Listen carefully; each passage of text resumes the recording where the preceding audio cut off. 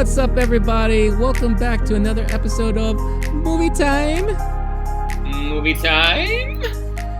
You got myself, Rene, LOWKEY GEEK here, and Blake the Wolf. What's going on, dude? Rene, what is up, my dude? I am feeling rather strange after that movie, and I'm not sure what to think or how to feel, and I'm glad you're here to guide me. Anything I can do to help, because I too am going through a multitude or multiverse of emotions after seeing this movie. And sometimes it's driving me a little mad. I don't know. But I think this is a good forum for us to talk about it. If you're coming from our non-spoiler review, welcome back. We are excited to talk more about Doctor Strange and the Multiverse of Madness. If you're new to the channel, Movie Time is a weekly podcast where two buds talk about movies and bullshit about other things. Sometimes, depends. But we do this on a weekly basis on the YouTube channel. And if you like what you see, hit that like, subscribe, share it with your friends, talk about it. Talk about it in the comments. Give us some feedback. Talk about the topics we're talking about. Let's have a discussion about it. And if you are looking for an audio version of this, you could find it on your audio podcast platform of choice. Just look for the LOWKEY GEEK channel there, where you could download this and many other episodes as well. So without further ado, we're not going to go into our usual, let's think, what do we think about this movie? Let's just dive into this, because we already did that. And if you want to see that, you could easily find the video. I'll provide a link in the description for you to go backwards. And again, this is spoiler territory. So if you have not watched the movie yet and you don't want anything ruined for you, what are you doing here? Stop watching, pause, bookmark it, save it for later. Come back tonight, depending on, or later this morning, wherever you are, whenever you decide to watch it. Or if you just don't give a shit and you just want to hear us talk about the movie in general, then stick around. Listen to what we have to say. But spoiler alert is on the screen right now, so we are going to dive into spoiler territory. So I think one of the things that I mentioned in our non-spoiler review about this is the treatment of Doctor Strange's character, right? Because when we were first introduced to him, obviously, yes, he is the arrogant surgeon. He thinks he's above it all and all that stuff like that. And that carried with him for a while, because he was the Sorcerer Supreme. He was the protector of the realm, or what have you, and all that stuff like that. And during the events of Endgame, he was also seen as kind of like the square dude who's just like, well, you can't do this, we shouldn't do that, you be careful what you do here, all that kind of stuff like that. And we still saw a good amount of that in No Way Home.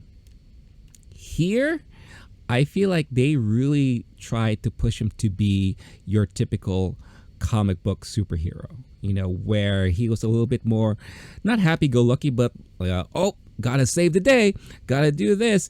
And nothing screamed that more so than when he was at Christine's wedding and he hears something happening outside. And you see this, people running in the streets of New York and all that. And what does he do? He does the Spider-Man/Superman thing of just like doing one of these things, flying off the balcony. And then all of a sudden he's Doctor Strange mode like that. And that was just like, Sam Raimi, you bastard, you did that on purpose, right? What are your thoughts on how they handled Strange's character in this movie? Great goatee work, more than anything else. Just off the bat, any huge comic book fans or fans of this movie, go ahead and just start writing your comments right now below about how much you hate my opinions. I'm giving this movie 7 pizza balls out of a dozen pizza balls. And my main takeaway from the movie is that I really want to eat pizza balls immediately, and that I want to be a Sam Raimi fan. I am not a Sam Raimi fan. I loved the first Doctor Strange movie. It was, at the time, like my favorite or a top 3 Marvel movie at that time. And then now we're in a whole new part of the MC multiverse. I did not love this movie. There was a lot of things about it that I did not like. We're going to talk through it. And one of my favorite things about having these convos with you is I have questions, because I'm not as much of a comic book person. I'm not as steeped in the lore as you are. And so if anyone's a casual fan and has some like just basic questions. Stick around because I'm gonna grill you, Rene, on a few like who the Yeah. hell was that? What is happening here? Hmm. Stuff. But I've seen every MCU movie to date and loved a lot of them. There have been a few flops here and there, and I'm a little bummed at this movie and gonna put it more in the flop category. Hmm. Um, it was among my least favorite. How they handled Doctor Strange, I think my question overall is like how Sam Raimi handled this movie. Yeah. I think it was a lost opportunity for the MCU to regain some footing after a huge box office with Spider-Man and to pave the way home or forward to a more successful MCU. Post COVID, the theater box office has not been reliable. And then they have a Spider Man moment. And there's a minute where I was afraid, like, superheroes movies, this might be a beginning of an end situation. If people are Hmm. not feeling the need to go to the theaters to see what the next new big movie is, which the MCU has been doing so consistently for so long and set so many box office records for so many years. Yeah. This feels like after Eternals, after Black Widow, and this one, maybe Spider Man is the fluke. I'm not sure. I did not want to feel that way. I went into this. I loved the first Doctor Strange movie. I like that character a lot. You're right about something though with how they handled him. He's been more cynical in the past Hmm. and the most reserved one. And unfortunately, to borrow a quote from Endgame, I looked forward in time. I saw 14,605 futures, and in this one, this movie sucked. That's Oh, sadly the universe that we live in. burn, sick burn. Yeah, that's I don't have a I have more questions than anything, Sure. and I actually do want to appreciate this movie more.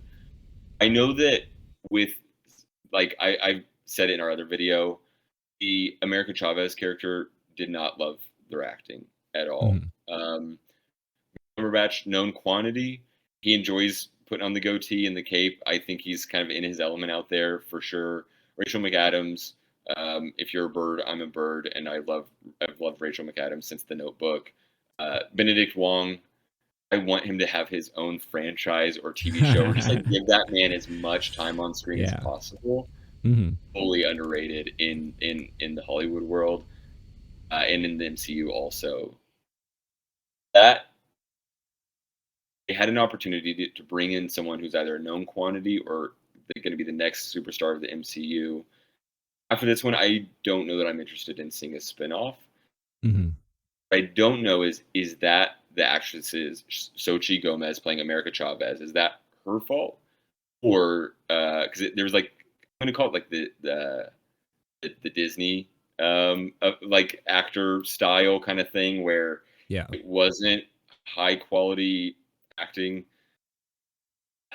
I or if it was the Sam Raimi doing his campy thing with the movie and the camera, this felt like a one thing I liked about Doctor Strange before is it was better dialogue. This one had a couple jokes where I laughed, and otherwise a lot of Hmm. it was more gung ho. It's exactly what you're saying. It was a more happy go lucky, like I don't have a choice. I can't overthink things. I just got to keep saving the day. And if that means Yeah. I'm breaking my own rules and I become a flying ball of paint, then so be it. We got to take those risks. Whereas before he was much more calculated. And I like that Doctor Strange. I I almost feel like Sam Raimi said, okay, you want me to make one of these movies? I'm going to need to have final cut on something, the script, the movie. I don't know how much, but I just think they gave him too much freedom in that regard, enough Hmm. to where they could have had a spinoff for that America Chavez character if they played that right. And I don't know that that movie gets made. I'm curious how the box office does and how people react to it in general. Yeah. No, I think like what I mentioned in our other video, this is definitely one of those introductions to someone we're definitely going to see more of later on down the line with America Chavez. And they're definitely going young. They're definitely going the younger route here. I said, I kind of compared it to the Hawkeye series where we're introduced to Haley Steinfeld character, who's a younger quote unquote hero. We have now America Chavez. We have the new Miss Marvel show coming out on Disney Plus, who's going to be a younger, again, version of a Captain Marvel like character. So they really are going more young And I think in the longevity of the MCU makes sense because we get to grow up with these characters, and unlike your Downey Juniors, your Evans, what have you, they're getting older, right? So we don't want to. No one wants to see superheroes age older, like past our ages, right? Like we want to see them mature and grow up. We don't want to see them get old and gray and all that stuff like that. Now, unless you're talking about a storyline like Logan or something like that, where someone's like really in the last years of his life, totally different scenario.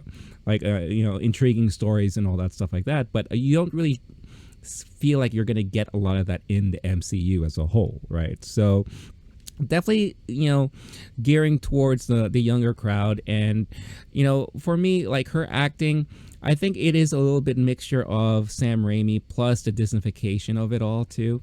And again, I'm curious to see how Miss Marvel's going to turn out on Disney Plus, and how that's going to, is that going to be like more CW territory or what have you? We don't know, right? So it's definitely interesting there. And as far as acting, the one person I didn't hear you mention is Elizabeth Olsen, because I find Elizabeth Olsen to be a really phenomenal actress. Like, she does a lot of great stuff, and if you've watched WandaVision, the more and more you fell in love with her and the character of Wanda. Now, my fear while I was watching this movie, now don't get me wrong, Elizabeth Olsen was still fantastic in this movie.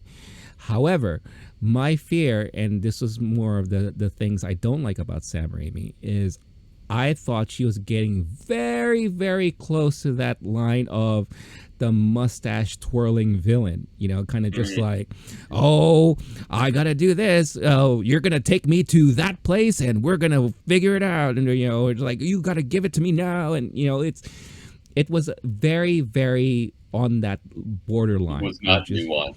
And she is good at nuanced acting and conveying two or three emotions at the same time, where she's having to fight someone and be excited and cry over Paul Bettany.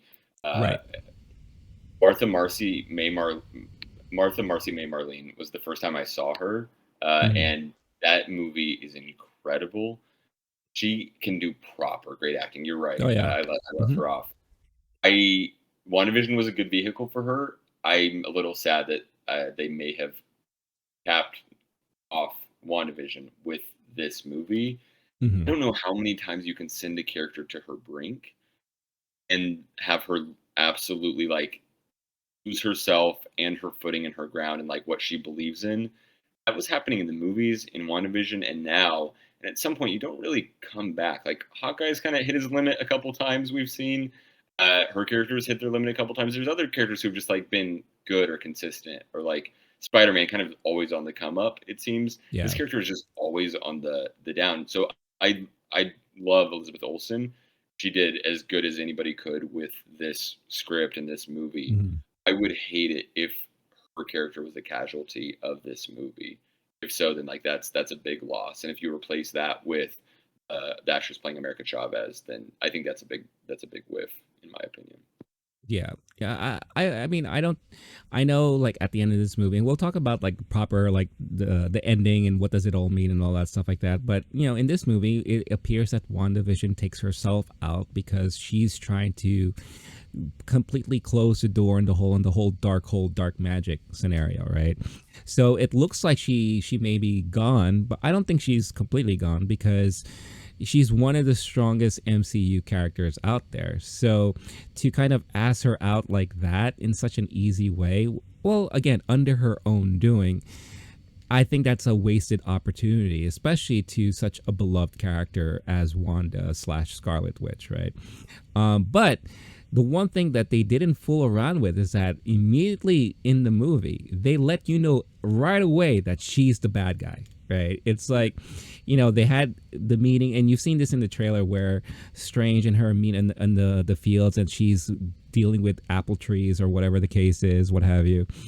She's still pining over her children that she created, that she, kind of wants back and all that.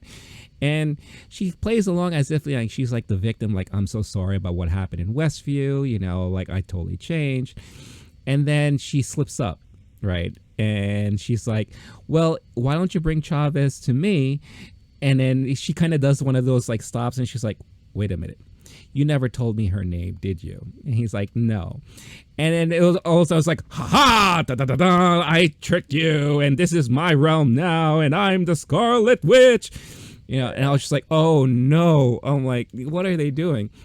So I think for a lot of people who really loved WandaVision, a lot of people who maybe were questioning the dark turn of her, you know, that we saw a little bit of in WandaVision, I think a lot of those people are going to be really thrown off in this movie. This happens really early on in the movie, too.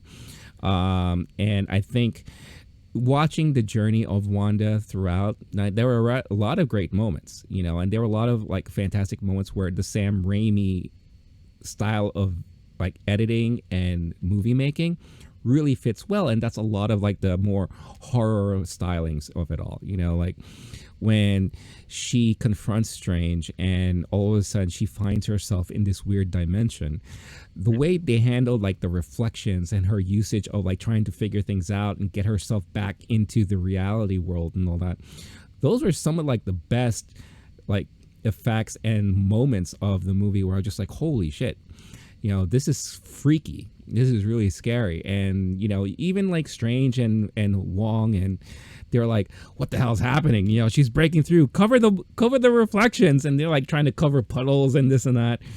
Yeah. You know, and that was like the one true sequence where we saw a lot of Raimi's editing style, you know, like the quick cuts, like door, sound, this and all that kind of stuff like that. And then, you know, every time you see anything that's like undead like in the movements of undead, you know, like we see things that he's used in Evil Dead and all that stuff like that, you know, that's just his way.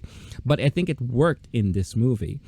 My only fear was just, again, with Wanda, like how villainy are they going to make her? How like shticky are they going to make her? And they got very close a lot. They really did.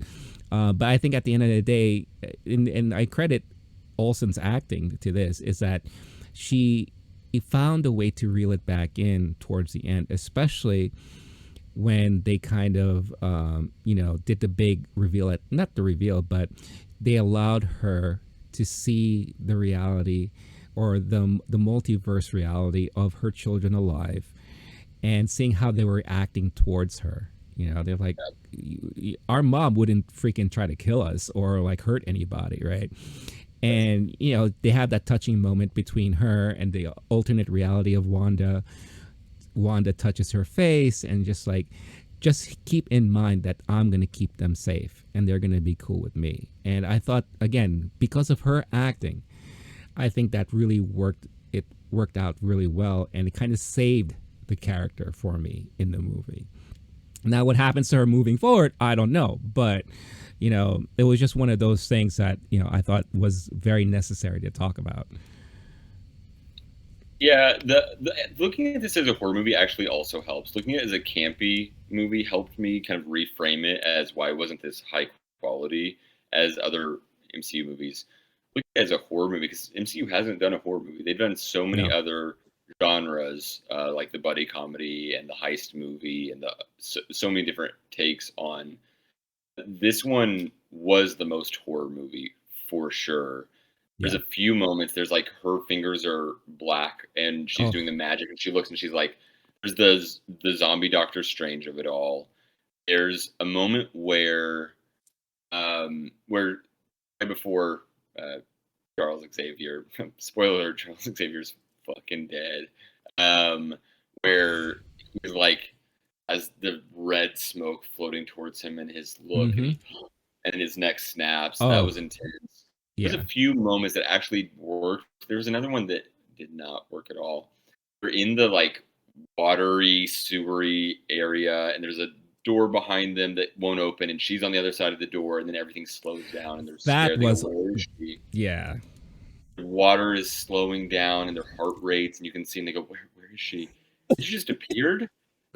That was really bad. Like, if this is It his was, strong suit, he was trying to do a bad jump scare.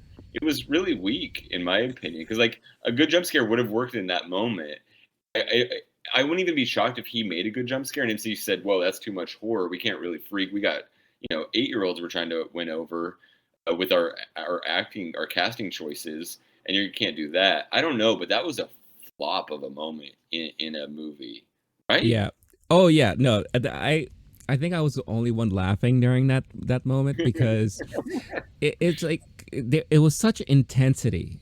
They're running away from. So basically, what happens is that one, they do this thing called dream walk, right, where part of the Darkhold magic is that you can possess another person's being and basically use them as an avatar, right? And she's running through this alternate reality, chasing down Chavez, Strange, and Wong. Oh no, not Wong, sorry, Christine, right? Yeah, I think it was Christine Palmer that was with them. And yeah, you're right, they're in the sewer thing, and then they're closing doors behind them, right? Closing doors, and she keeps busting through them. Why this one door she didn't decide to bust through didn't make any sense, because she has the power to do it. But then why stop running? Why were they just staring at the door waiting for her to bust through? Right. And then everything slows down. Even the droplets of water start slowing down, and he has such intensity and all that. And then almost as if there was like a side door that they didn't see. And she's like, surprise, suckers, I'm here. It's like, what? It was just like one of those weird things. It felt like something you would have seen out of the movie Malignant. And I don't know if you've seen that movie, but oh my God, it was just, it was probably one of the more cringy moments in this movie that it just didn't work. You're right. It didn't work. And I'm glad you brought that up, because that was really, really out of nowhere and quite unfortunate. But looking for the latest Doctor Strange collectibles and action figures? How about this exclusive Scarlet Witch Funko Pop? You can get this and so much more only at Entertainment Earth. For 26 years, Entertainment Earth has been the premier online destination for the latest and greatest toys, the most exciting action figures, and the coolest gifts and collectibles pop culture has to offer. Visit the link in the description and use code SPRINGFREE22 to get yourself free shipping on all orders over $39. This offer is only valid in the US, but fear not, they still ship overseas. Go and visit entertainmentearth.com and get yourself something awesome. Entertainment Earth, so many toys, so much fun. Before we talk about, the big I guess middle scene where you alluded to Professor X and all that stuff like that. Before we talk about that, I want to talk about some of the other storylines that they kind of glossed over, really. And I think one of the major ones, which it kind of leads to this. So, they're jumping through dimensions, and they finally end up in this one dimension, right? And it looks like an alternate future of New York City. Red means go, green means stop, all that stuff like that. Very interesting moment between. So it is a Sam Raimi movie, so of course there's going to be a cameo by Bruce Campbell, who plays this pizza ball vendor. And I'm telling you, if Avengers Campus in Disney does not start selling pizza balls, like starting this weekend, missed opportunity, because that is going to be a hot ticket. I want some. We were talking before this, and we would die to have some just right here on our plate as we're talking about this stuff right now, because those look pretty good. But nice little funny moment between them and Bruce Campbell there, and he does the whole army of Evil Dead thing where he starts punching himself and all that kind of stuff like that. But they run into Baron Mordo, right? We haven't seen Baron Mordo since the end of the first Doctor Strange movie. Now, when we saw the ending of the first Doctor Strange movie, there is a post-credit scene where Mordo is apparently going around and he is jealous of all these people who have, kind of like sorcery-like powers, right? So he's sucking them back in for himself. So they were really building him up to be like this big rival of Strange. Fast forward, what now, 6 years later? Apparently that was a thing, but we never saw it.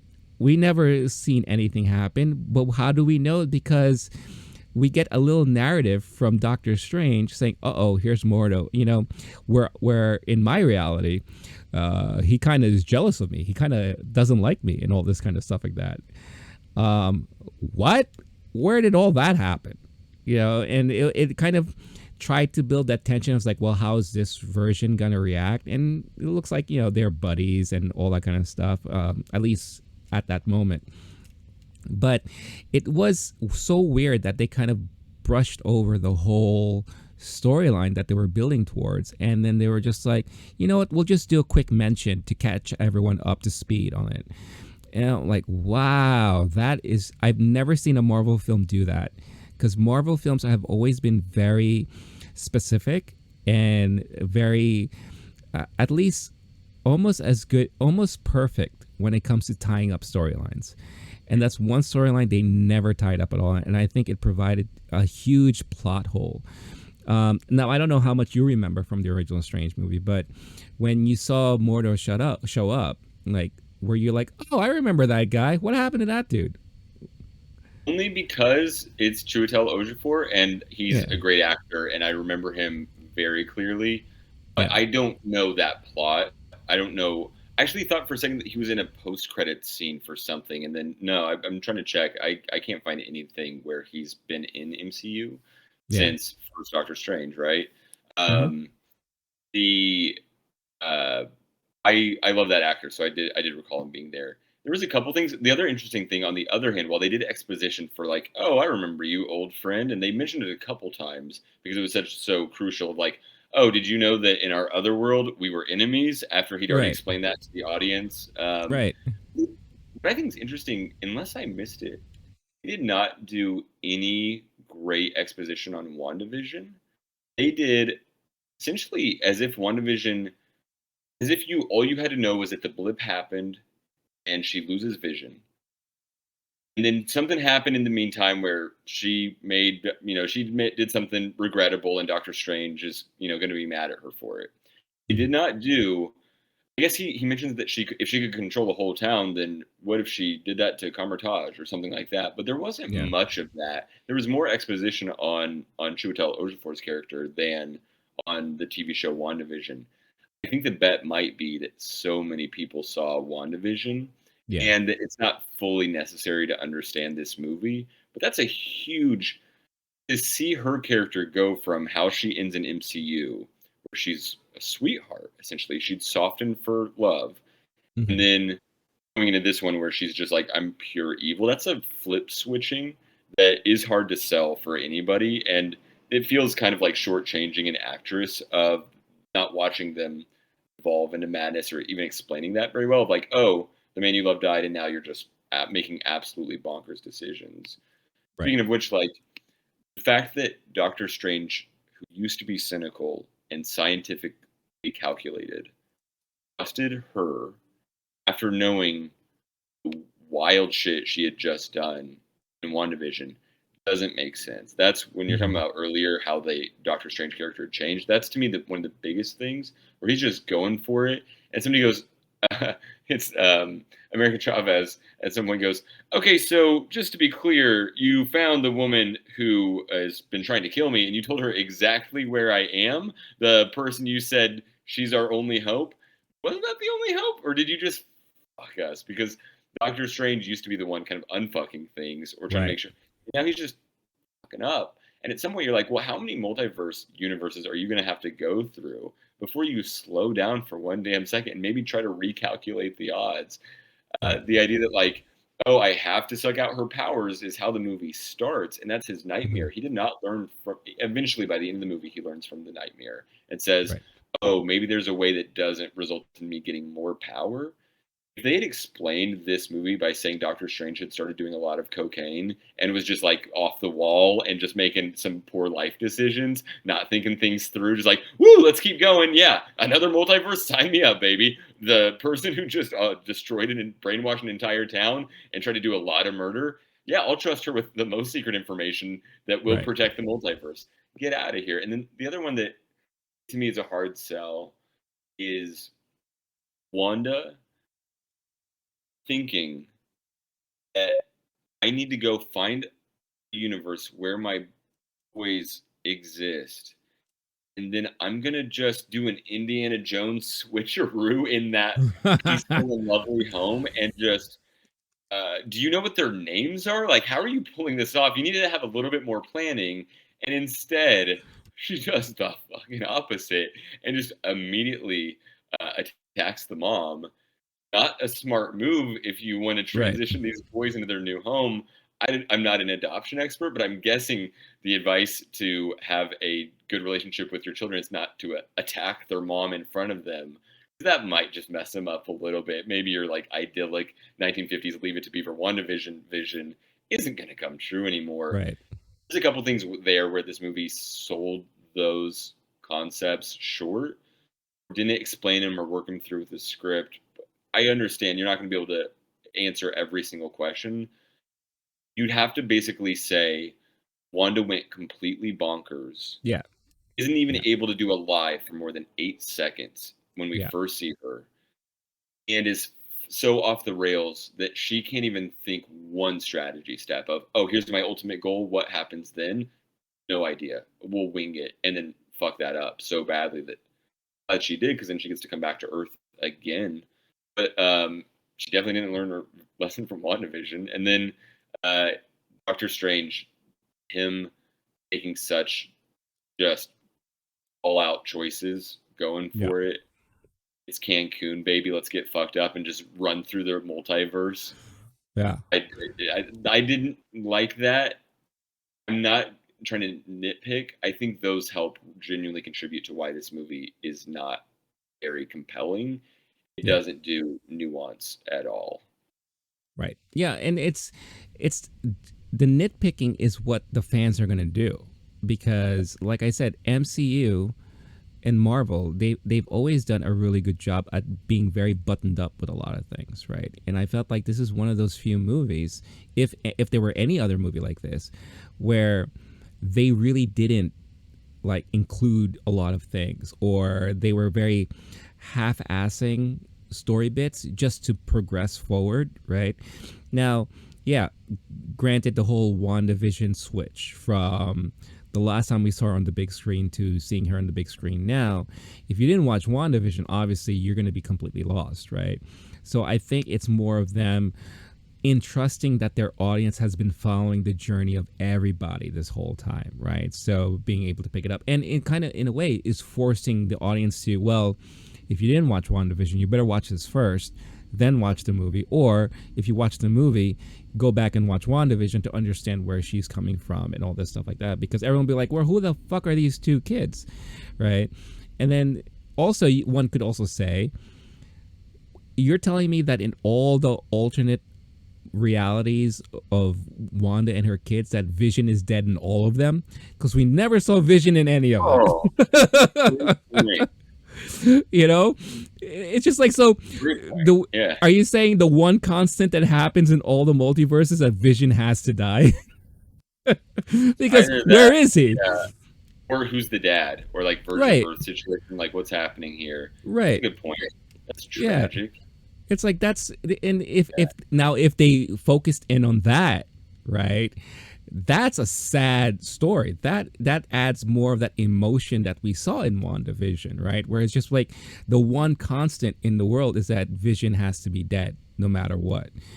You know, that's unfortunate. And I think that was even one of the storyline. I think that was one of the overall things that happened in WandaVision, where it's like, no matter what, you can't save Vision. Vision has to be dead, right? Because that's what she tries to do on the show. And she created this life and this family and all that stuff like that. But yet, if there are multiverses where the kids actually do exist, that they're not part of her own creation, so does that mean Vision really still has to be dead for that? You know, then who, like you said, who's the father, right? You know, do they have powers? Because it looked like they had powers on the show, but here they look really weak as fuck. You know, and they were just like normal kids watching old black and white cartoons and throwing freaking toys at Scarlet Witch as she walks in through the portal. You know, because like they couldn't save her mom at all, right? As she's being tossed away, you know, into the kitchen. You know, they were just like normal kids, right? So just interesting there. And I felt like, again, with the switch of how they were handling Strange, and being once the very calculating, strategic, I have to think of all numerous possibilities before I act, or how is this going to affect on things, to miss all those steps throughout most of the movie and just have things happen like, oops, I did it again, kind of thing like that. But then at the very end, I did like the fact that yes, he learned from the visions in his dream, and was like, well, hold on, maybe there's could be something else. That's the strange that we know. That's the strange that, like, okay, there's always another possibility, right? There's always something, instead of just acting. Because in a way, he was kind of acting like Chris Pratt as Star Lord. You know, no Yeah. strategy, just jump in it, jump Oh, into it, let's go. gung ho, yeah. So maybe he was hanging out too much with Star Lord. I don't know, and he kind of picked up on some bad habits. Give me like a 2 minute. He's been so traumatized by the events of the blip. Give anything from Spider-Man, like this guy's starting to spiral. Just give me something of why he's out of control now. Yeah, They maybe hint that it starts with a nightmare. He's then at his one true love's wedding. There's so much opportunity between the things that we know about this character that are already showing us. Have a character go like, "Hey, you haven't been sleeping well. Are you okay? You need to slow down." And him go like, "No, I yeah, got to keep pushing through until I solve this crisis or whatever." Just right, one line of dialogue or two, and it's no longer bonkers, you know. yeah, And a similar thing for WandaVision, where if you did that with both characters, but the fact that both characters are just going for it, and we're not getting we're getting other exposition throughout, yeah. that's a missed opportunity for sure. And it doesn't take a whole new script to fix that problem. You're looking at a few Yeah. lines of dialogue.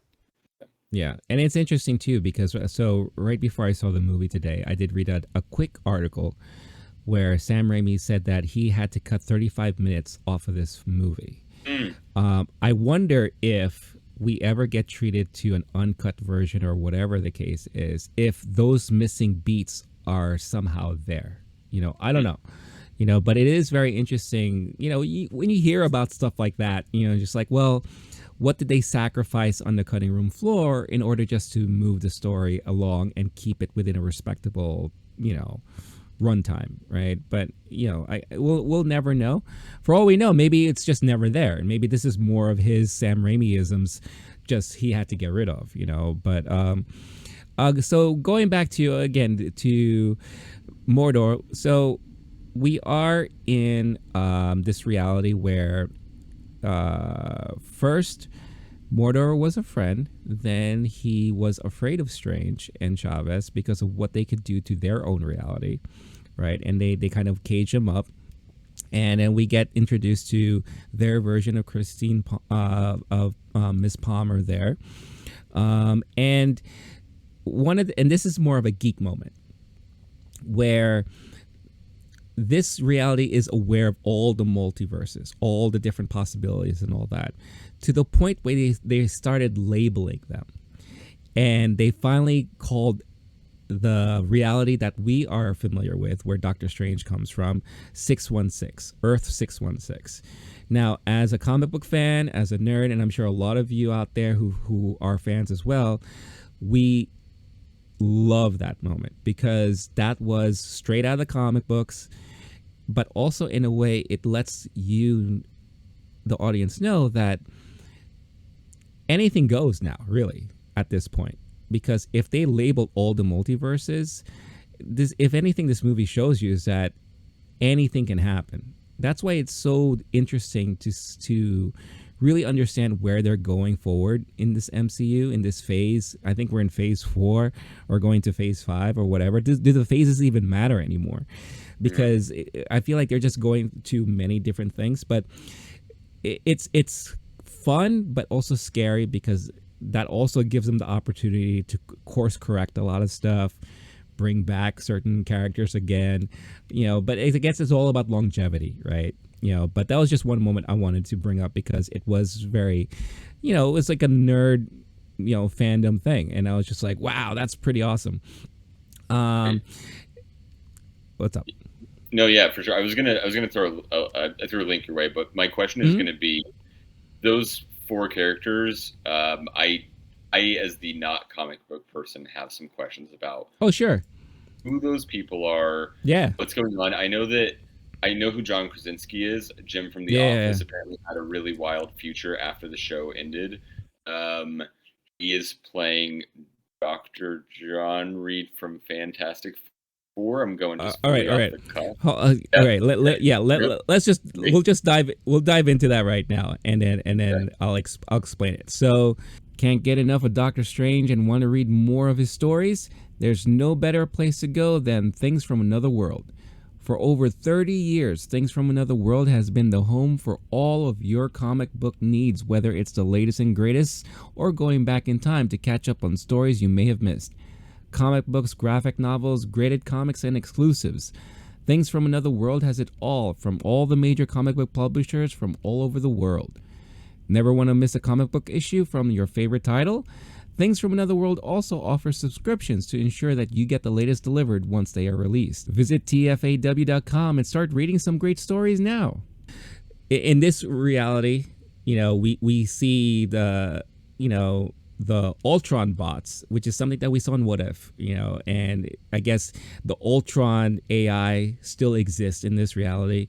We don't know who was responsible for it, if they have their version of Tony Stark, which the rumor was originally was that they were trying to, or there was, or whatever the case was, there was speculation that Tom Cruise was going to get cast as Tony Stark for this version of this reality. Because Tom Cruise was one of the original choices to play Iron Man before they signed on Robert Downey Jr. So it would have been like a nod to the whole, hey, this could have been this way, blah, blah, blah, whatever, right? Cruise So do a damn cameo like Tropic Thunder. That would have been really fun to see him just right? be silly with it. Yeah. Yeah, so that would have been really interesting and I'm sure a lot of people would have lost their shits when that happened. But we get introduced to the first time on screen the Illuminati. So the Illuminati is an actual group that is found in the comics, and for the same exact purpose that is stated in this film. It's a society of beings from all different walks of life that are allowed to meet up and make major decisions that would affect universes, multiverses, all that stuff like that, because that's when shit gets crazy, kind of like how the Avengers were formed to fight against the alien threats like Thanos and all that stuff like that. These ultimate minds, and it's all like very smart people, all very brilliant minds that can make those hard to make decisions of what is best for their reality and for the multiverse in general, right?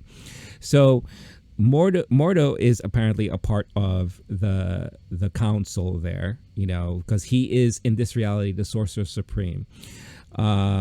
Then we get introduced to Agent Carter, who is this reality's version of Captain America, which if you watched What If, that was the first What If episode that they ever aired, is a what if she got injected with the serum instead of Steve Rogers, and then she would have been Agent Carter, Captain Britain. That's why you look at the shield, you have like the Britain flag over it and all that. And I, for a lot of fans of that character, and there are a lot of them, and especially for that episode What If, they're gonna love this moment. They're gonna love that moment, right? Then we get introduced to Black Bolt once again. Now, Black Bolt was a character that they tried to introduce on Agents of S.H.I.E.L.D. Then they have a spin-off show called The Inhumans, which didn't do that great. But Black Bolt is another being that has an intense superpower where his voice is like the voice of God in a way. So anything he says, whatever is in its wake, in its direction, is going to get obliterated, because that's how strong he is and all that. So got Black of the mouth. Okay. Right. Yeah. So you got Black Bolt there. Now, their version of Captain Marvel is Maria Rambeau, who is the best friend of Carol Danvers, if you remember in the original Captain Marvel. So I guess in this reality, instead of Carol Danvers getting called off into space to get those powers, it's her that did. So she is the one that now honed in on the powers of Captain Marvel there. And this is also seen in the comic books too. So that's why when we saw Rambeau, the name Rambeau show up in the movie, we see the daughter and all that stuff like that. We're like, okay, could this be a future iteration of Captain Marvel? So it's kind of a nice throwback to like, well, what if the friend got the powers instead of Carol? And then now this is the Captain Marvel here. John Krasinski, Reid Richards, Mr. Fantastic of the Fantastic Four. This is the ones that the fans have been outcrying for ages now. They've been saying that if they do a live action Fantastic Four movie in the MCU, they want John Krasinski to be Reid Richards, and they want his wife, Emily Blunt, to be Invisible Woman. Because they see them as those characters. They think we already know they work well together, and they're a family. So Fantastic Four is supposed to be a family of four who, protect the universe and all that stuff like that. So there have been rumors that John has been talking to Marvel for something, and it's nice that we finally got to see that unfold in front of us. And I think for me, in the theater that I watched it in, that was the biggest pop when he showed up. It was like the biggest pop, because the last one that we get introduced to is Professor X, but that was already spoiled because of the trailer. We already heard Patrick Stewart's voice in the background and this and that. However, and I don't know if Sam Raimi had a lot to do with this, but you can have a more awesome but yet campy introduction to Professor X, because he rolls on to the screen with the original 1990s cartoon theme music of X-Men playing in the background, and I was just like, wow, they're throwing it back to that. But he has his yellow hover chair and all that stuff, and there you go, you have the Illuminati, right? Awesome moment to see them on screen. Awesome moment to have those conversations with them and Doctor Strange.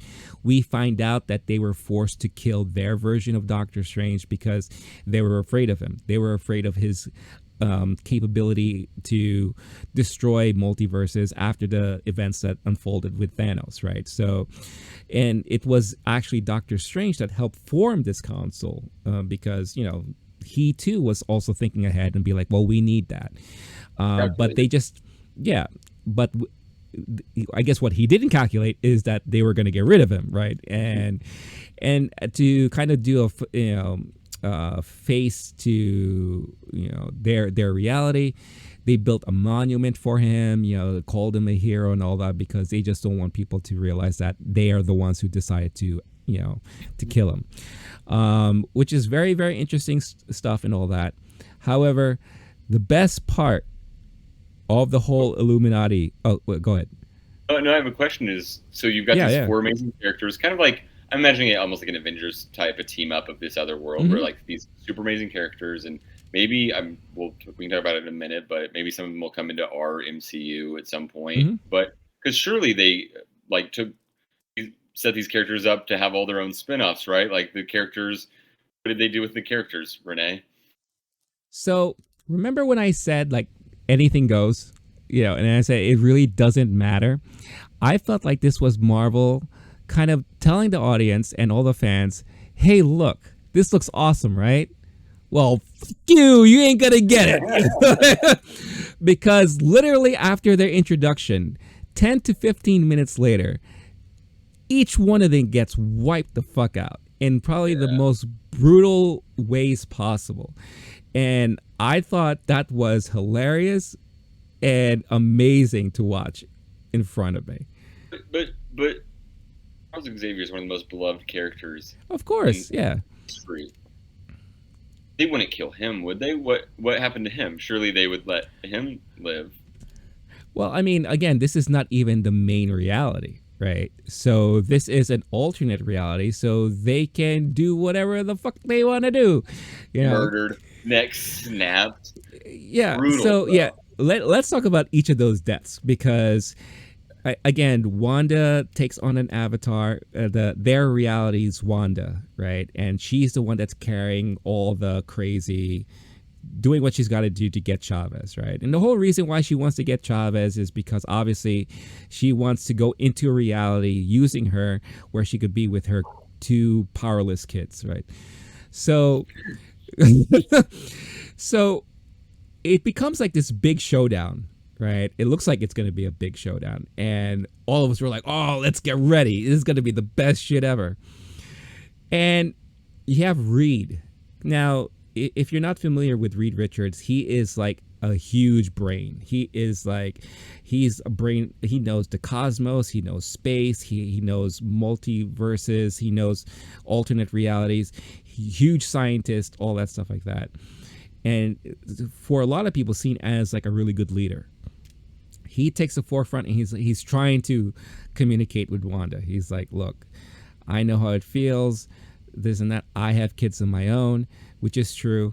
And, you know, all this. And then she flips it on him like, okay, you have a wife? Is she still alive? And, and he's like, well, yeah. Whoa, yeah, that must be nice, you know. And then, well, at least the kids will have someone to take care of them when you're gone. Oh. And just like, holy shit! First, good luck killing this super powerful guy on the super powerful council. No way, Wanda. No way, Wanda, because we got Black Bolt, and he could just say one small word, coming out of his mouth, and he could wipe you out. And then she's like, "What mouth?" And we see that his mouth is completely covered, and he's freaking out that he actually says something to himself, and boom, we just see his internal brain bust. That's what happened. I don't. If you know Black Bolt, that is a much more satisfying. I just thought she exploded his head.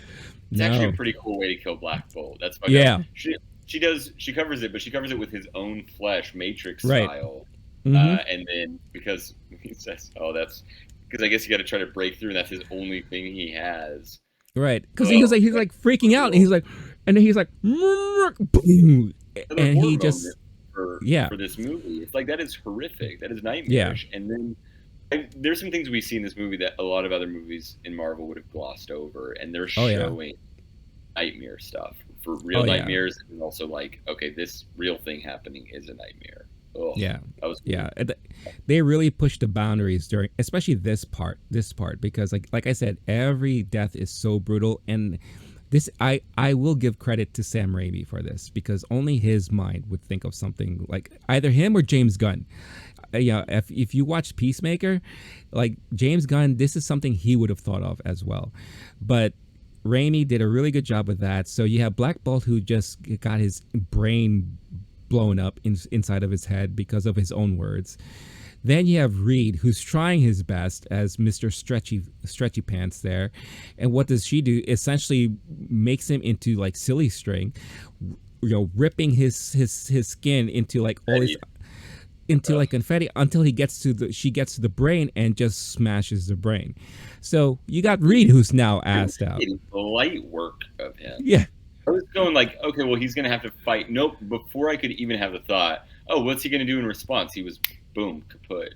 Just, wild. Like, quick that was. Just so nuts, and then you have a showdown between their Captain Marvel and Peggy Carter, right?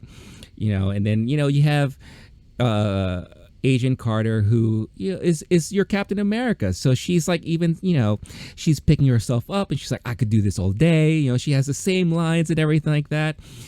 Throwing the shields, and really great stuff on screen. But then again, one of those who gets asked out so quick. How? Wanda just takes his shield and throws it right back at her, super speed, and basically splits her in half. One move. Yeah. Yeah. Done. Just like, foink, that's it. And then you have poor Captain Marvel, who did her best, right? But, Wanda, again, being so strong of a person that she is, basically strips her down from her power, and she's left alone on the floor, powerless, and she just has a statue fall on top of her and crushes her. And then there's your Illuminati, fellas. That's it. Guys and girls, your Illuminati is there, then and gone. But then, because, well, what about Professor X, right? And you already alluded to this before. He's in his wheelchair, so he can't zoom that fast over. So he waits for this opportune moment, just about the time when he's about to confront Chavez and Palmer. And he shows up behind, he's like, surprise, I'm going to go in your head, right? And which was something Xavier would do. And you get this really cool moment where he's walking around in her brain, and he sees the essence of the original Wanda, their Wanda, trapped under rubble, right? But like you said, in a very horror element way, you get this red mist that's like sneaking up behind him, and basically saying, "Sorry, Professor, you ain't gonna be able to save this person." And just Theory. Yeah, sorry. no, just and to cap it out, the mist surrounds him, and you just see Wanda sneak in, snapping his neck in her head and in reality, and now he's dead. And there really goes your Illuminati. All in a matter of like what, 10, 15 minutes? Each death was about 7 seconds or so, like the fight scene, it felt like. So you're cutting back and forth between different moments at points in the movie, but you put all those deaths together. I guess Xavier had the longest one. His strategy was go into her mind where she is the woman who's to find the actual woman of the body who's taken over. Right. And then it's a metaphor because she's under rubble or like in a prison cave, and he's gonna pull her out.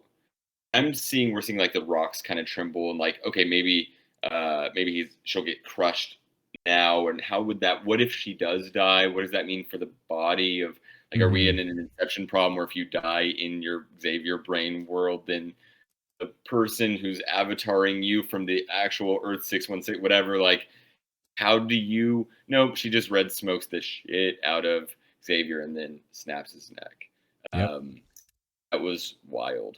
I think those 90s Marvel movies are going to be those 90s X-Men movies are going to be my first foray into superhero movies, just with my age group. Those are, and actually you might remember better because I'm young at this point, but like X-Men movies come out a little before Spider-Man movies, the Hugh Jackman, Halle Berry of it all. So yeah. And then that to me was like, he is as Mount Rushmore sacred superhero character as it gets. And he's that anyway, of course, but for folks like me who were early adults at the early onset of the MCU, we've been here kind of like the whole time aware of it. I was like, when you're an 11-year-old hero of mine was Charles Xavier, right? Yeah. He's been in this thing since the beginning. Is he?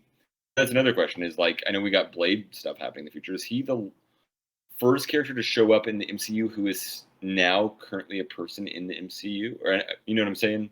I know it gets a little complicated between X-Men and this, right? And who owns what when, but I can't think of anyone else who was in an earlier with the same actor. You know what I mean? Yeah. Yeah, no, this was so when the first X-Men movie came out, that was like 2000, I think. And yeah, we had our Blades come out and all that, but not a lot of people really associated that with comic book movies. You know, Wesley Snipes was at his prime, and people just saw that as a very cool action vampire movie. X-Men was really the first accepted comic book movie to come out on the big screen that reinvigorated the whole comic book genre because of how well that movie did. And then eventually it led to the ability for them to make a Spider-Man, the Sam Raimi Spider-Mans and all that stuff like that. So the fact that, Professor X, portrayed by, good old Patrick Stewart there, he's been with this whole, tied to that character for a very, very long time. 22 years now? Yeah. And I think moving forward, Marvel has their own idea of what they're going to do with X-Men once they finally introduce them into the current MCU. And from what I've heard was that Patrick Stewart agreed to do this as a one-off because I don't think he wants to come back as Professor X anymore. He is definitely getting much older, so it's going to be harder and harder for him and all that. But I love the fact that he agreed to do that, and I think this was also Marvel's way of just saying, we know you love these characters. We know you love your Professor X's. We know you love your Fantastic Four. Yes, John is a great dude. This is a preview. Trust us, we're going to do something similar, but it's not going to be what you guys think it's going to be. And that's why I felt like, not in a way, it's kind of big, like a big fu to like fan casting and expectations and all that stuff like that. But I did like that they played with that and kind of gave little nods to what the fans love, what the fans have been talking about, and all that. Because even though the Inhumans didn't do that great, I think a lot of people were really excited for them to come out. So the fact that they got Black Bolt back, for his quick, 2 minutes of screen fame, I thought, was like, again, a nice little nod from them saying that we know you love this character. Don't worry. In this reality, he did. But, in the 616 world, he's definitely going to come back. Just let us, introduce them when it's time to introduce them and all that. So, yeah. So, did you have anything else? Any other questions about all that? I feel like there's a lot. There's a couple other possible tie-ins. I know Mhm. the link I sent over to you was the Michael Stuhlbarg's character, a surgeon from the last Doctor Strange movie. I'm curious. The way they set that up makes me think that he might become a bad guy in a future Doctor Strange something.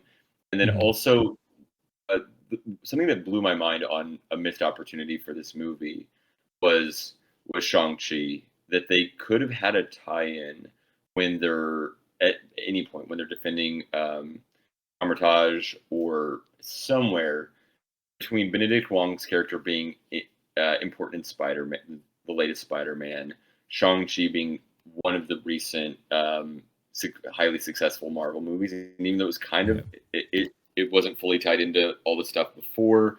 It was kind of like one of those one-offs that we talked about. They've been doing more lately. It's Mhm. in the same world, and I feel like there's a missed opportunity there. I don't know if you want to keep talking about the the Charles Xavier. It's a little depressing. The as someone who's casually into this stuff, the 616 of it all, it's hard for me to follow Yeah. that. So even then, it felt like Charles Xavier was dying before my very eyes. And I guess, right, it's where we're at in the MCU right now with them, the ability to tie in so many different things. And then after Endgame, they have kind of you clear the plate off and you get to figure out where you want to go next. Something we've already talked about for this movie is that this one felt like a wrong foot. It didn't feel sure-footed. It might. There's movies from the first few phases that felt that way at the Mhm. time, where you're like, "Oh, this was a flop," or "What are they going to do with Ant-Man? He's silly." But then you kind of realize over time, like, "Oh, he's going to be actually very important, and he's there for Yeah. Endgame." So maybe they're doing that. But I think there's um, that Illuminati thing just being its own little blip of from that universe that they happen to be in at that time. I don't know if there's a lot of takeaways from that, except they're willing to fuck with the fan service concept. Yeah. There's another version of this where John Krasinski goes off in an escape pod and they go, guess what? You're going to have a John Krasinski movie for sure whenever you want it. The dude ends up in 616. I don't Right. know the logistics of all that. But there are other, like the Shang-Chi missed opportunity where they could have Yeah. done some tie in there. And if they had done Spider-Man, one of the things that made it so successful was tying in the old Spider-Mans and Yeah. wrapping up some bows. I think fans right now, and myself included, are craving tie up that bow a little more tightly. Let me know where I'm at. Back in the day, Ant-Man could be a one-off, and maybe it would have some small contribution to the big MCU overall. Right now, I'm spoiled because Endgame brought everything together, and then I go Black Widows, Eternals, Shang-Chi, this movie. Like, I would they didn't hold hands saying like early on saying we promise all this will matter someday. Right now between that and the TV shows, I'm not sure what I'm investing in right now and spending Yeah. this time on. I don't know. That's kind of my thought. And it's almost like that moment of killing the Illuminati was like a even if you for a moment I go, oh, this could be very important. It's not. Like Right. I feel a little aimless in where the MCU is at right now and who's important and who's not. You know. Yeah. No, and I don't blame you at all because it's a blessing and a curse. Like it's one of those cool things where I liked the fact that we don't know where they're going here. because and basically anything is possible, right? Or are they setting up so many different storylines based off of what you want to follow, right? So are you, if you're interested in the Disney Plus shows, okay, are they setting something up for some of the characters there that you will only find out through those type of shows? You know, are you invested in, you know, whatever's happening with Eternals or whatever the case is, because that looks like that's going to be something that's going to be in the movies only, and let's see what happens there, right? It's not, I don't want to say it's all over the place, because I know they do have a roadmap and they do have a plan. It's just hard to really understand what that is right now, you know. And I think by doing what they did in this movie, it's again reinforcing the fact that anything can happen, right? And they have the ability to change things on the fly if need be, because it could be an easy thing like, well, it's a multiverse thing, right? So we need to switch things up a little bit, and we'll just blame it on the multiverse, right? Oh, you multiverse, we're blaming it on you again. So it's check whatever you need right. to do. Bring somebody in, kill somebody, whatever you want to have on a screen, you can now have. Yeah, and Like, that could be a curse. Yeah, You know, that's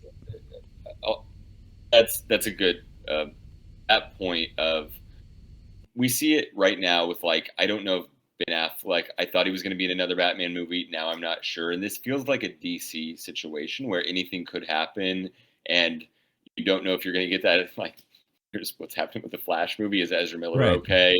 I don't know. And Yeah, that's so chaotic. But the multiverse does is it kind of allows them as much carte blanche retconning for that chaos. That yeah, makes it even harder to follow. If at the end of whatever phase 8 is, guess what, the multiverse all makes sense now, that's yeah, awesome. And it eventually you have to have a cheat code, because eventually actors are going to yeah. die. Someone will try to renegotiate a contract in a weird way. Like, they were so precise with those first few. They got lucky in some ways to have Hmm. things tie up as nicely as it did. They had to do a few, like, is Edward Norton okay? Has anyone checked on him lately? The last movie I saw him in, I wish I hadn't.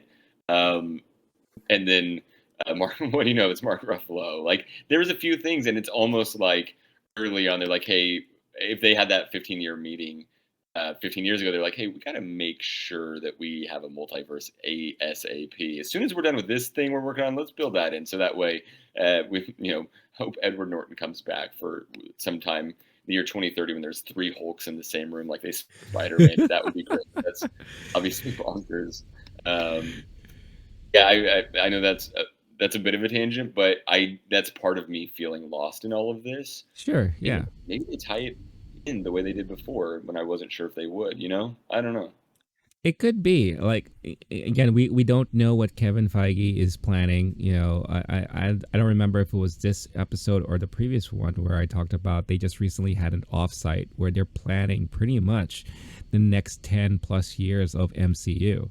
So they must have this like ultimate roadmap kind of homeland Claire Danes style, where they have like this rope tying to this and this rope tying to that, and all of a sudden the giant conference room looks like a freaking string puzzle or what have you. But so far they haven't really led us in of any bad road. I mean, I think if anything, some fans may consider this to be one of those questionable decisions. We said it before, this may be a decisive Marvel movie for the Marvel fans, because the handling of Wanda's character, the handling of Doctor Strange's character, what's going to happen now with the multiverse, because even the multiverse was treated a little differently in this one, where they kind of said, like, if you have certain dreams, that means you are in essence living through that alternate version of yourself experiencing that moment, which was not something they ever explained before. It wasn't anything like that didn't exist like that before. But now there's a reasonable explanation as to a multiverse version of yourself existing because you have a dream about it. It just seems kind of weird that they would do it that way. But who knows? I mean, we'll see what happens. I've always said in Feige I trust, but let's see for how long. If if it gets more convoluted, as time goes on, right? So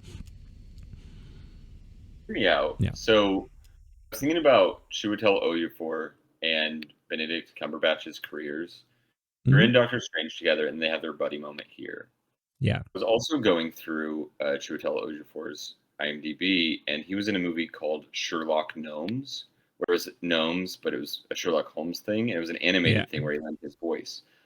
Also, the most serious movie either of them have been in, where I remember Chiwetel Ejiofor Mhm. coming onto the scene, is 12 Years a Slave, where Benedict Cumberbatch's character is the owner, slaver, and then ends up like taking a liking to and then selling Chiwetel Ejiofor's character, Solomon Northup, just to save his life because someone's going to kill him there. I don't know if this is part of the MCU's whole strategy with the multiverse and like Sherlock Gnomes, and then we have Sherlock Holmes on the BBC. I know Disney's been acquiring a lot of properties left and right. I don't know how far this thing goes. That's how misguided I am right now. How aimless it feels. That's obviously absurd, right? But maybe it's probably absurd, right? But what you're talking about as far as this being maybe a misstep and polarizing, and some people who were all the way in, and in-game box office numbers are so wild. Mhm. You have the ones we talked about that feel like one-offs, and then the TV shows. And Yeah. I think right now their batting average, last 5 movies, I'm going to say 2 hits.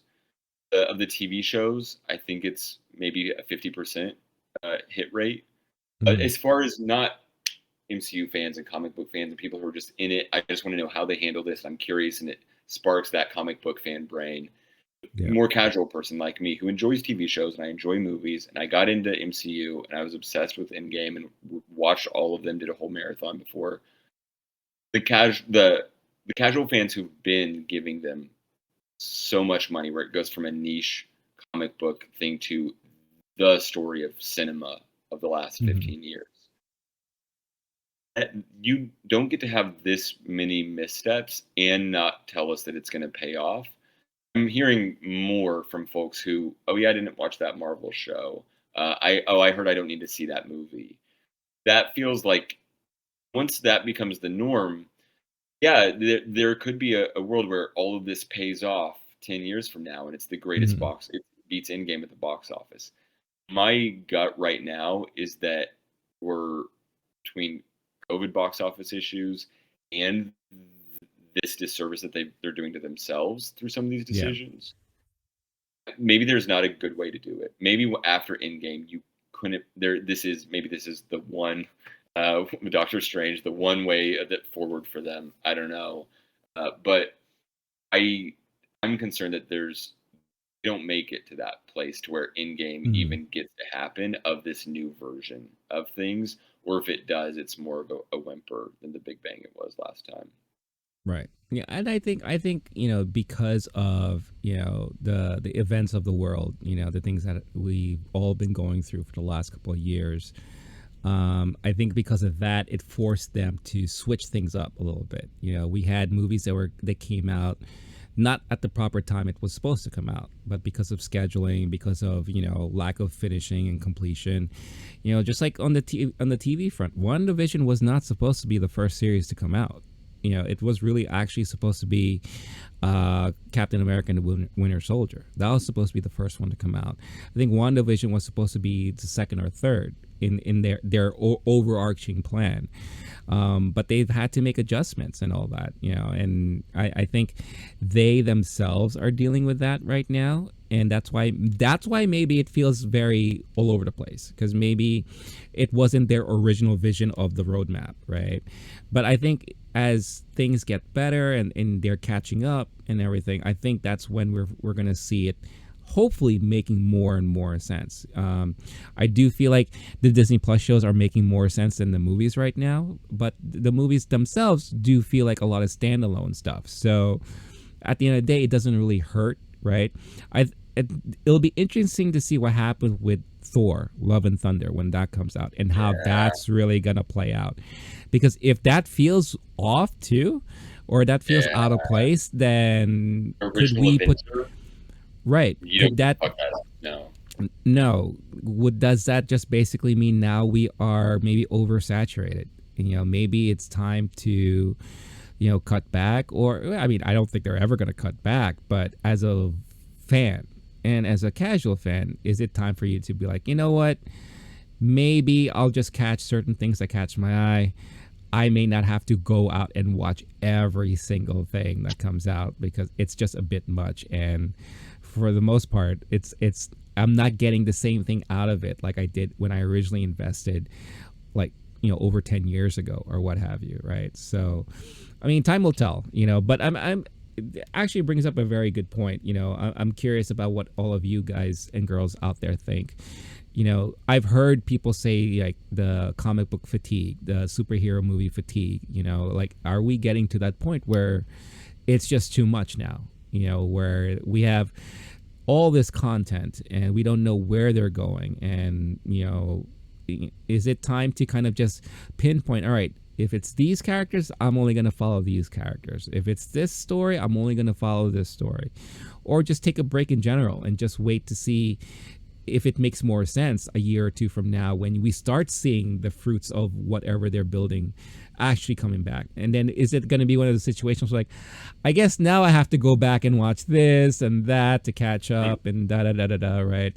So I am curious like what all of you think, because I ran a poll once on the channel when Moon Knight was coming out, and I asked basically the audience, how, are you looking forward to Moon Knight and watching Moon Knight and all that?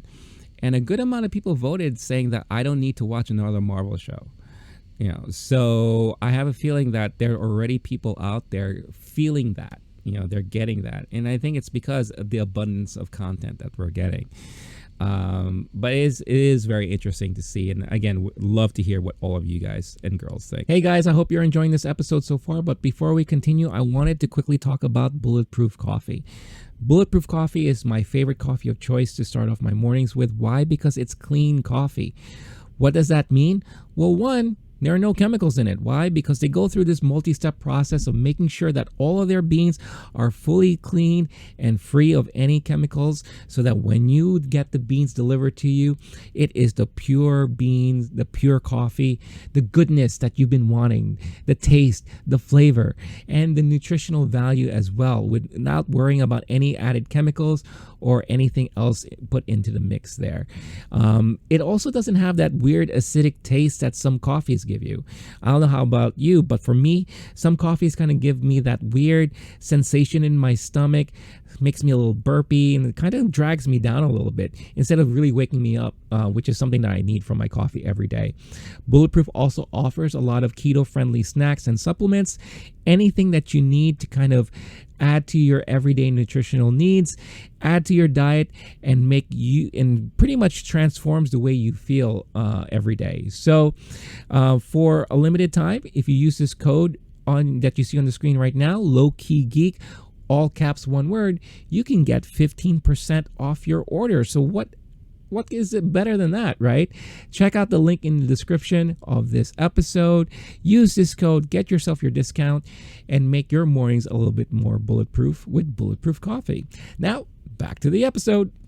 So just to close things out here about Doctor Strange. So a lot of speculation coming into this movie too was that a lot of things that was revealed in What If was going to be revealed here in this movie as well. And I feel like it was one of those give and takes where some things were, but other things were not specifically, right? Like you've mentioned the zombie Doctor Strange, which was something that was hinted on What If, and then we got to see that actually come into life, not in the same story elements as it happened on What If, but we got to see it, right?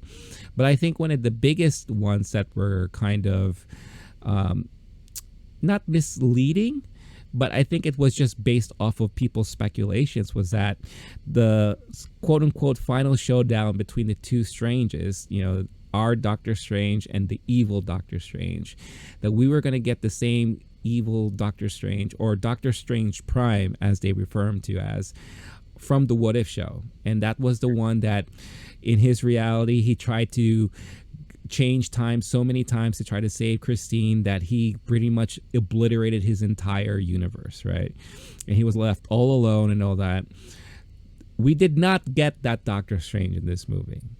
We got a version of it that was somewhat close, where yes, this Strange did try to save Christine after a while, but then he gave up.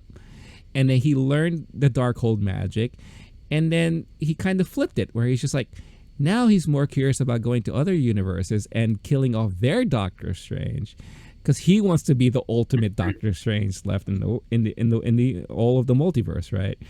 So nice little flip there, right? And very interesting. And there was that back and forth between our Strange and that Strange, because our Strange needs to get a hold of the Darkhold magic in order to finally fight off Wanda and stop whatever she's trying to do, or at least get her to the point where we have more control of the situation and Chavez can... America Chavez, whether you liked her or not, had one of those typical moments of a young budding hero where she finally realized how to hone in on her own powers, and it doesn't have to revolve around, it only happens when I get scared. So she had her Spider-Man moment where she realized, like, I can actually control it, and I have it all in me. So, yeah, what did you think about all that? So another big missed opportunity, which I didn't realize it necessarily at the time, was in MCU history, some of the coolest fight scenes are someone against an alternate version of themselves. I'm thinking of Vision at the end of WandaVision.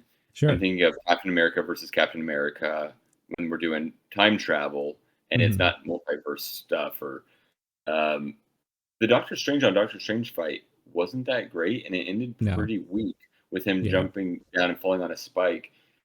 When I'm thinking about the way they handled action in this movie, because there was also, when we're talking about the Illuminati and how quick those deaths were, this was not an action movie. And it's almost like Sam Raimi said, I don't know, but if he said, I like doing horror movies, those Spider-Man movies, all the choreography and the punching and kicking, that's not what I'm a fan of.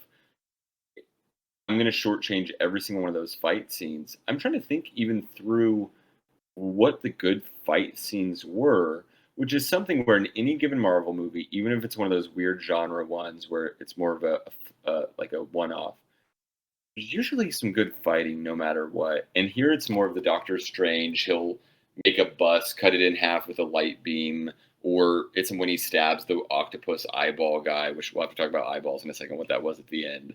But with a giant like lamppost something. Yeah. This was bad action. We're talking about Wanda trying to break through the walls and then just pops up. In that way, this was a horror movie, because that happens a lot in a horror movie. Someone chased and they're on a mission. They're trying to get through to the thing. And then they see the big bat, and then somebody's head gets chopped off pretty quickly. Yeah. That's interesting. I hadn't thought about that. Because we got to see someone fighting themselves multiple times in the MCU. We haven't seen that with Doctor Strange. That would have been pretty interesting, where he's just like putting himself through portals and like, I don't know. Yeah, it would have been like great to, like, he didn't even utilize the mirrorverse, right? Just like when he had his fight with Spider-Man, he did the mirror dimension and they were fighting through there. He didn't even attempt to do any of that stuff, like he did briefly with Wanda as Scarlet Witch, but she found her way to break out of that real quick, and I thought that was pretty cool. I felt like the majority of the fights in this movie all culminated in the beginning, where we were thrown into this fight with Suave Strange. I call him Suave because he has a ponytail. Suave Strange and Chavez fighting a big monster, right? And that was like a big battle. And then shortly after that, in the streets of New York City, it's again Strange, Chavez, and eventually Wong fighting yet another big monster. And you could tell, like, Sam Raimi, he just loves monsters. He loves horror and all that. And that was really what he was focusing on throughout this whole movie. This is not your Captain America or Winter Soldier fight scenes. This is not your Avengers fight scenes. This is not like that. It was a lot of this and that, and look over there and I'm over here, and all that kind of stuff, right? It was a lot of that. And yes, some of it was weak. Totally, the fight with his evil version was really, really, I thought, weak, and I guess I was hoping for more from that in total. But yeah, you're not wrong for feeling that way. But regardless, let's just dive into the ending and how the movie pretty much ended up. So, obviously they did what they had to do. Chavez is now training on Kamatage with Wong. Doctor Strange goes off into his own. He's still protecting the Sanctum in New York City. Wong seems to be like that really connecting factor with a lot of these movies. Like you mentioned before, he was at the end of Shang-Chi in the post-credit scenes. He pulls Shang-Chi and Awkwafina into the portal and starts like explaining stuff to them and everything. So you're right. Where were they during this whole time if the last we saw of them was them hanging out with Wong, right? So Wong has been around almost as much as Strange has. It makes sense since he is the Sorcerer Supreme now in our 616. And he's kind of like the protector of this realm and all that. But it looks like Chavez may potentially be, I don't know, a sorcerer too, because we see her training and trying to do all that stuff. Wanda looks to be dead, but I don't think she is. I think she's definitely going to come back eventually, but she had to pretty much take herself out as she's getting rid of that temple that holds the Darkhold magic, the originating area of the Darkhold magic and all that stuff like that. But as we're going through the mid-credits scene at the end of the movie, hey, it's Charlize Theron. What's up? She just pops up in her cute little purple outfit there, and she's like, hey, you messed up. And now we have to correct your mess up again, And, she opens up the dark dimension, which we haven't seen since Doctor Strange 1. But I'm pretty sure you're probably wondering, well, who the fuck is she, right? And why is she popping up? Yeah. So sure. in the comic books, that character's name is Clea. Clea, just think of Doctor Strange, but a dark dimension version of Doctor Strange. So if you remember the first Doctor Strange movie, his ultimate one-on-one was with him and Dormammu. Dormammu is the crazy dark dimension guy that he kept like reversing time and asking him the same question over and over again, driving him nuts and all that. Dormammu's thing is like Dormammu always wants to take over all the universes, right? So Clea is that dimension's Doctor Strange. She is like the Sorcerer Supreme there. But because of what happened with the multiverse now and all that, I guess some things got messed up in the dark dimension, that now she comes to seek his help to try to fix or correct or to answer to all the problems that have happened because of it. And because now Doctor Strange has that crazy third eye, which is part of the Darkhold magic, which we saw the evil Doctor Strange have. And since our Doctor Strange had to ingest some of the Darkhold magic to fight Wanda. Okay. And if you remember, Wong was kept asking him, like, are you okay? Because you had to ingest some of that Darkhold magic, and that's not something to take lightly. And Strange is like, I'm perfectly fine. Well, apparently he's not. And apparently there is some remnants of that Darkhold magic within him. What does that mean moving forward for Strange? I don't know. But I guess we'll find out. But now he has that, he could summon the darker powers along with his usual power set there. So I didn't realize that was a dark powers thing. That makes more sense because I just thought that was the other character had developed that with some. There's a moment, I know that I'm obtuse when it comes to this comic book stuff. I would go, wait, did the other Doctor Strange just pop in? Was there some weird misdirection? What you're saying makes so much more sense. Thank you for explaining that. Yeah. It's when you use dark magic, then you can get a third eye. And now Benedict Cumberbatch character is going to might have a third eye for the rest of the time. Well, I don't think it's immediately because that's hard to fucking look at. Yeah, I don't think it's a permanent thing. I think it's when you hone in on that side of the magic, that's something that forms on you, whatever. And again, I don't know for a fact that that's how it works.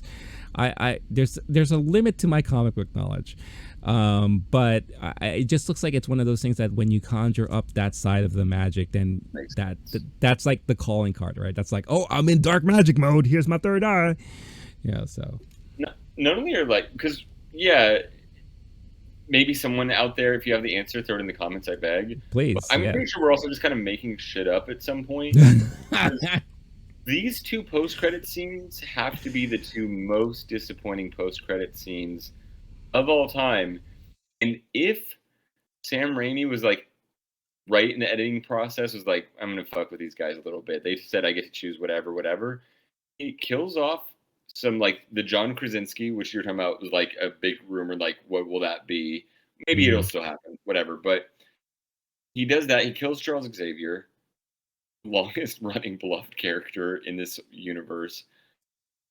He then has a post-credit scene that when I'm thinking about it that way, that could have been just a little blip with Third Eye of Doctor Strange being like, hey, no, I'm fine. Whoa, I'm not okay. Okay, that was weird. I'm gonna go take some Advil and it's gone. That might be insignificant.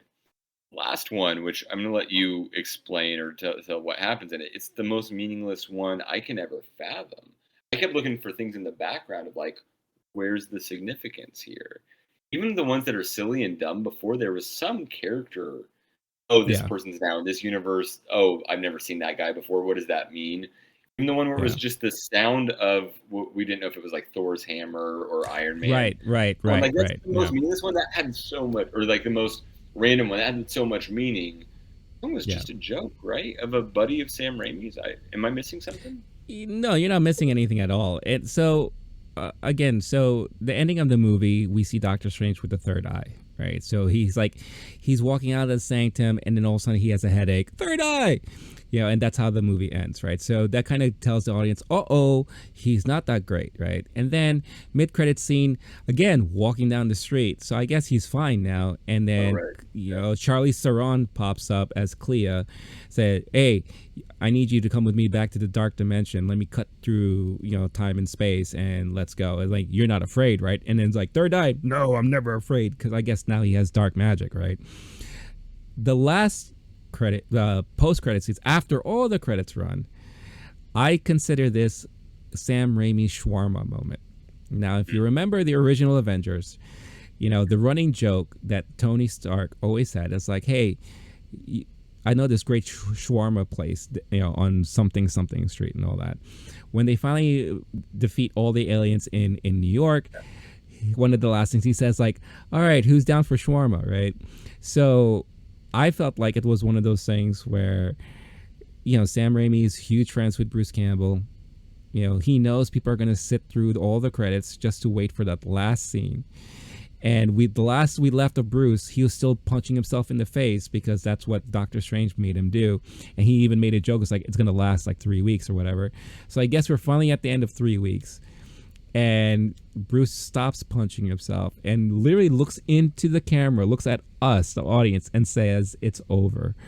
And that was just a big like, ha-ha, and that was it. And I think that was just Sam Raimi's way of just having fun, really. If somebody loved the movie, that probably would be like a little, oh, gotcha, that was fun.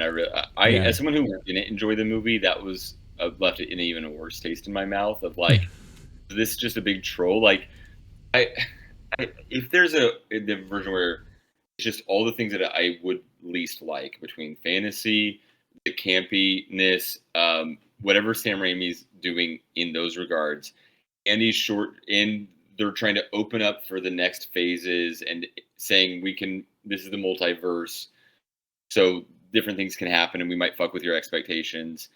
And then he has two post-credit scenes that are, sorry, you're right. The first one was actually meaningful. The last one was felt like a fuck you. There's too many times where it felt like a fuck you for this moment in Marvel, where like, if you told me Sam Raimi's check from an old Spider-Man took too long to clear, and he's just like dicking with someone who, oh yeah, they still have that same person in accounting who got hired over when whatever acquisition. Like, I'm bothered that to me, one of the most likely explanations for why I didn't like this movie was like Sam Raimi's like somebody, pissed off Sam Raimi at the urinal one time, or like said something about his whoever he's dating. Like there's too many go fuck yourself moments for it. And if that's maybe you would know, is that just Sam Raimi is always doing that? I don't know, but Well, that's a lot of that for Marvel, you know? yeah. No, I don't entirely disagree with you. But Sam Raimi is that very quirky type of. He has that quirky sense of humor. Again, if you go back to his library of stuff that he's done, like you'll see a lot of it. You definitely do see a lot of it, and he loves to have fun with the audience, and that's kind of his way of having fun with the audience, especially knowing that the audience is still going to be there once the last bit of credits rolls, and he's having fun. Because right now, that's always the expectation, right? It's like, as a moviegoer, Marvel has now forced the audience to, even if it's not a Marvel movie, to expect that there's going to be something at the end of the credits, and even when there's not, right? So Sam Raimi is just having fun with that whole thing. Plus, people, you're right. Those who love Sam Raimi, those who love Bruce Campbell, they're going to enjoy that moment because they're going to be like, aha, that was pretty funny. Like when I saw it, I laughed. I thought it was like, oh, that's pretty funny, but at the same time, I knew how it would affect others, which made me laugh even more because it was a troll moment. And even in the audience, you would hear people moan and groan and all that stuff, and you're like, that's it. And well, they didn't ask you to wait. It's like this is kind of your own doing, right? So but yeah, it is what it is.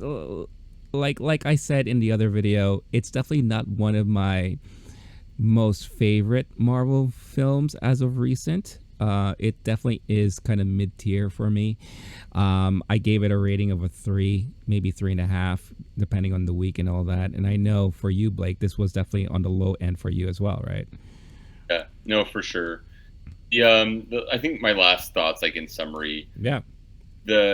Another missed opportunity. America Chavez's character, her arc starts early on. We're realizing that she lost her parents, because of this power that she couldn't control. And then the moral of the story at the very end is face your fears. That's the advice Right. that she receives, and that's when she's finding her powers.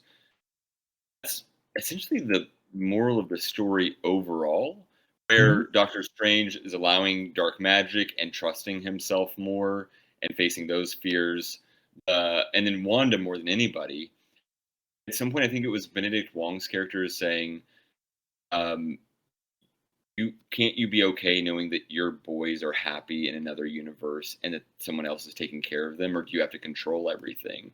Instead, Wanda's lesson kind of by the end, when she starts to like give up on her mission, the sad lesson that we watch her learn, was that is she messed it up and she shouldn't have been trying to control everything. Instead, she Right.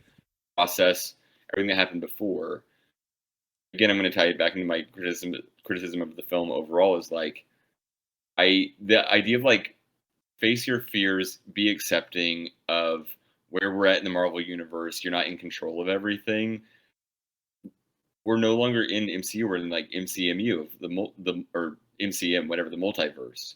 Um, I I feel directionless right now. I don't have that confidence that they imparted to America Chavez at the end of that movie. That was a nice moral to that story. I I I'm certain I will keep watching Marvel stuff. I still haven't seen Moon Knight, and this might be the first one where I fall off. We've seen it happen with franchises before, where like, I know that you talked about Moon Knight and Star Wars stuff a lot, but like there Mm-hmm. was a minute where we thought, oh, they're gonna have a new Star Wars movie every 2 years, and they were already planning the Right. next trilogy, and then nope, couple wrong plays early on there, and now they are in TV show mode. Mandalorian was a hit, and then Boba Fett, to my mind, was not. Mm-hmm. We're in a multiverse outside of the MCU, where there's so many options for how people can spend their time. People got so comfortable with streaming in the age of Yeah. COVID, and box office numbers are so down. What used to be successful, I was looking at it earlier when we were talking about X-Men, like At the time, they had the third highest opening day in movie history, and it was something like 21 million. I don't know what this movie ends up with. I know it's not going to be a Spider-Man number. I'm confident saying that. We're now in an era where what might be like the next version of Marvel is like, okay, we're going to get people talking about our show or our movie for a few days. If they talk about it, if they watch the whole thing and tell someone else to watch it, that's great. And then it'll pass really quickly. People are so distracted in like our modern media multiverse of like you be doing anything like the Super Bowl is the only consistent thing anymore. Or sorry, the big game if you need to cut that. Like not even the Oscars. Yeah, can have reliable viewers. Right. I hope that Marvel makes more precise decisions moving forward. I'm sure I'll keep watching it. But I know that eventually you lose enough fans, and now in-game isn't going to be what it was last time. That was everyone at the water cooler. That was one of the few modern day water cooler moments we have. So many times you go, oh, have you seen this new show? Someone goes, no, I'm going to binge it in a month, or no, I'm waiting on my buddy to watch it. And there used to be like, this feels like a lost opportunity right here, and I hope they regain their footing. I really do, because I love this franchise, this IP. Blake, all I have to tell you is face your fears. Marvel will always have your back, and they will always be able to fulfill your need for good old comic book superhero fun times on screen, whether it's in the theater or at home on Disney Plus or not. And they could just be like, fuck off, you're just one dude, we don't give a shit, you know. Say what you want. If that worked and I got the powers, I would immediately first I would open up a multiverse portal and figure out what happened to her moms. That's the easiest way to wrap up this movie in a feel-good type of way. Is she faces her fears? Where are the moms? Are they okay? Maybe in her spinoff movie that's a huge thing. But every time in a movie you go, oh, here's the biggest part of your crisis, what's eating away at you. Don't worry, we'll wrap it up and you'll get to hug your mom with you. That would have been so beautiful. Yeah. The second thing I would do after I find America Chavez's moms and like try to connect them would be to go to a universe where this movie didn't suck. Oh, terrible. I think they did leave that open on purpose to explore whether or not they decide to do an America Chavez show or whatever the case have you or whatever. Also, I love the whole face your fear aspect, because even Christine Palmer says that to Strange when Strange confesses in the alternate version of her saying like, I love you. I've always wanted to be with you. It's just, I had to do this and do that, blah, blah, blah, and that. And she basically tells him, face your fears also. And, or else it would have all worked out. I hope all of you watching and listening face your own fear, and let us know in the comments. Don't be afraid. Tell us what you think about the movie. Tell us what you think about our takes, whether it's you agree or you disagree. We want to hear from all of you, no matter what the comments are. Let us know. Hope you enjoyed watching this episode of Movie Time, talking about Doctor Strange and the Multiverse of Madness. And before we sign off for the day, Blake, where can people find you online?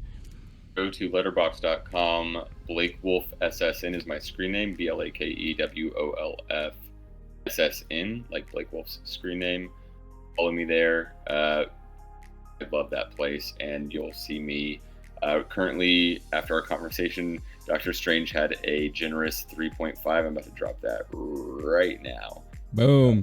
Which is funny, because normally when we have conversations about movies, it actually changes your mind positively. So it sounds like this is the opposite of that. You would convince me that this was actually good. Instead, you're like, no, it's just Sam Raimi doing his thing. I was like, okay, well, that's not good enough. I'm not feeling forgiving right now. Hey, but I'm just being fun with you. Thank you. And always. I love doing this with you, man. No, same here. I mean, this is the reason why I look forward to this every week. So, yes, don't forget, follow Blake on Letterboxd. Great app and platform there. As for myself and LOWKEY Geek, you can see all the tags on screen. Facebook, Instagram, Twitter, what have you. Don't forget, hit that like button, subscribe to the channel if you haven't done so already. If you've already done all that now and in the past, thank you so much. We appreciate all the support. For you audio listeners, thank you for listening every week. If you want an audio version of this, don't forget, you could just go to your podcast platform of choice and find this episode and others under the Low-Key Geek channel there. And I guess the next movie, or at least the next big movie that we're planning to hopefully talk about, is Top Gun. So we'll see how that pans out. But stay tuned to the channel. If you hit that notification bell, you will get notified every time a new episode of ours is uploaded. So with all that being said, I'm Rene. This is Blake. This has been Movie Time, and we'll catch all y'all next time. Bye, everyone.